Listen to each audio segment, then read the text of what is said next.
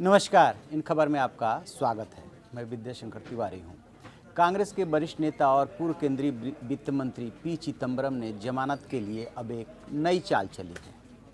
उन्होंने कहा है कि हाई कोर्ट में जो प्ली लिया है उनके वकील ने कि वो तो कभी पीटर मुखर्जी और इंद्राणी मुखर्जी से मिले ही नहीं। दरअसल हुआ क्या था कि पीटर मुखर्जी और इंद्राणी मुखर्जी जो आईएनएक्स मीडिया केस है, उन्होंने ही यानी इंद्राणी मुखर्जी ने ही अप्रूवर बन करके इसी जुलाई 2019 में ये आरोप लगाया था कि ऐसे ऐसे जब नॉर्थ ब्लॉक में वो लोग पी चिदम्बरम से मिले तो उनसे कार्ति चिदम्बरम के बिजनेस में मदद करने की बात कही गई थी। यहीं से डायरेक्टली पी चिदम्बरम इस केस में जुड़ गए थे और उसके बाद ही ईडी और सीबीआई ने उनके खिलाफ कार्रवाई की थी। लिहाजा जब निचली अदालत से उनकी जमानत अर्जी खारिज हो गई और अब वो हाई कोर्ट पहुँचे हैं तो हाई कोर्ट में 2-3 दिनों से इस पर बहस चल रही है और उस बहस के दौरान उन्होंने वो जड़ ही खत्म कर दिया कि पीटर मुखर्जी या इंद्राणी मुखर्जी से वो कभी मिले नहीं। लिहाजा वही आधार था। तो खैर अदालत में दाव पे चला जाता है, झूठ को सच और सच को झूठ साबित करने की कोशिश होती है। जो अपने हक में बैठता है वैसी ही बात बोली जाती है, क्योंकि उन्हें बहुत अच्छी तरह से पता है कि जिस समय की ये बात है उस समय कोई ऐसा फोटोग्राफ, कोई ऐसा वीडियो, कोई ऐसा तथ्य जो लिखित रूप से ये बात साबित करे कि दोनों की मुलाकात हुई है, ऐसी फाइल पे दर्ज नहीं है। मुझे लगता है कि उनके वकीलों ने, चाहे कपिल सिब्बल हो चाहे अभिषेक मनु सिंघवी हो, इन्होंने जानबूझ करके बहुत सोच विचार करके ये बात कही है। ये बात अलग है कि अभी हाईकोर्ट का उस पर फैसला आना है कि क्या वो फैसला देता है। इसके पहले मैं आपको याद दिलाऊं कि पी चिदम्बरम ने कितनी कानूनी दाव पे चले हैं, एक एक करके उसको हम गिनाने की कोशिश कर रहे हैं। सबसे पहले उन्होंने अग्रिम जमानत की अर्जी लगाई, उसके पहले वो हाई कोर्ट से रिलीफ लेते रहे, लेकिन जब सीबीआई ने उन्हें अरेस्ट कर लिया और रिमांड पे ले लिया, उसके बाद से उन्होंने सुप्रीम कोर्ट में इसको चैलेंज किया कि न तो उन्हें ऐसे अरेस्ट किया जा सकता है और सीबीआई की रिमांड गलत है। यही वजह है कि वो सीबीआई के रिमांड पे रहने में इंटरेस्टेड रहे और जेल जाने के लिए बचते रहे। लास्ट में जब सुप्रीम कोर्ट ने ये बात नहीं मानी तब उनको जेल जाना पड़ा था।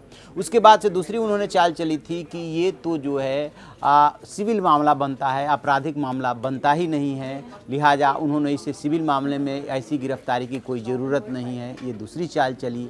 तो फिर इसी तरह से उन्होंने सीआरपीसी का हवाला दे करके ये साबित करने की कोशिश की कि उनकी गिरफ्तारी ही गलत है, क्योंकि उनका डायरेक्ट इस मामले में कोई इन्वॉल्वमेंट नहीं है।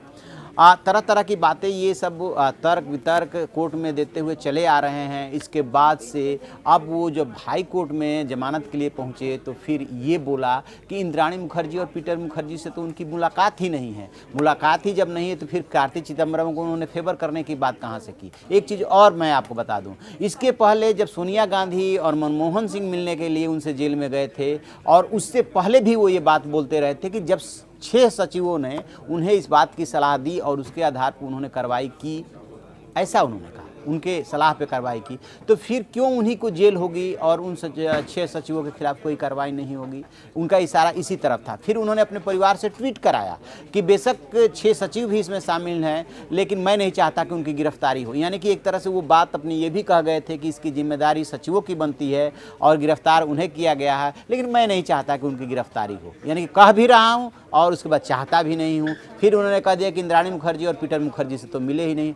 तो ये चूँकि पी चिदम्बरम खुद भी बहुत बड़े वकील हैं, उनकी पत्नी वकील हैं, तो ये सब कानूनी दाव पे चले जा रहे हैं ताकि जहाँ से सीबीआई और ईडी ने इस पूरे के पूरे मसले में उनको कनेक्ट किया है, उस कनेक्शन को ही वो काटना चाहते हैं, निराधार साबित करना चाहते हैं। और उनके वकील बार बार इस बात को बोल भी रहे हैं कि उन्हें जानबूझ करके फंसाया गया है, उनके खिलाफ ऐसा कोई एविडेंस नहीं है जिससे साबित हो कि एफआईपीबी को दिए अधिकारों में उन्होंने हस्तक्षेप करके और ये इसको मंजूरी दिलाई और गैरकानूनी तरीके से अपने स्तर से ही मंजूर कर लिया, जो कि उनको अधिकार नहीं था।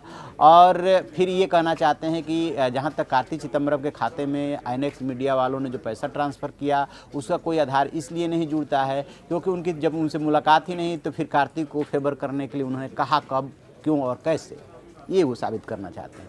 तो अब इस पर हाई कोर्ट का फैसला आना है। देखते हैं कि कोर्ट उनकी बात को कितना कंसीडर करती है, क्या फ़ैसला देती है। जो भी अपडेट होगा हम आपको अपडेट कराएंगे। आप देखते रहिए हमारा डिजिटल चैनल इन खबर। Thank you. इन खबर चैनल को सब्सक्राइब करें और बेल आइकन दबाना ना भूलें।